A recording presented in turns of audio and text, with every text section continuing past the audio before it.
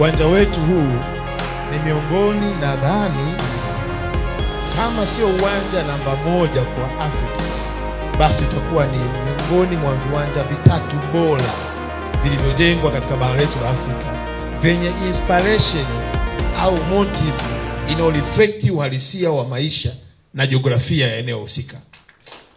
Mheshimiwa Waziri Mkuu, mlima Kilimanjaro ni historia ambayo haiwezi kufitika.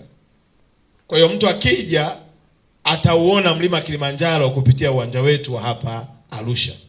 Lakini la pili, huwezi kwenda duniani, Mheshimiwa Waziri Mkuu, usitambue nafasi na kabila lililotunza utamaduni wake kama kabila la Wamasai.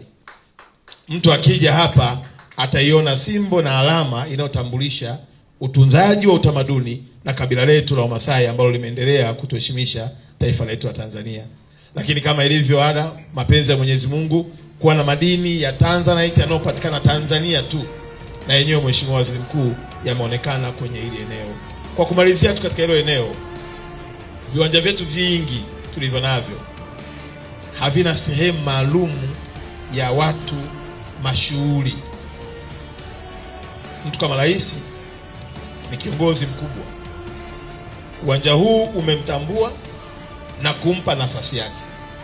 Na unavyoona zile taa, Mheshimiwa Waziri Mkuu, sio taa zinazoonekana tu sasa. Nyakati zote za usiku wakati mechi zinachezwa, taa hizo zitakuwa zinaonekana duniani kote. Kwa hiyo tukipiga hata drone wataona nini kinaendelea katika uwanja wetu. Na taa bado zinapika ujumbe ule ule tuliosema wa bendera yetu, utamaduni wetu, utajiri wetu wa madini pamoja na mlima wetu Kilimanjaro.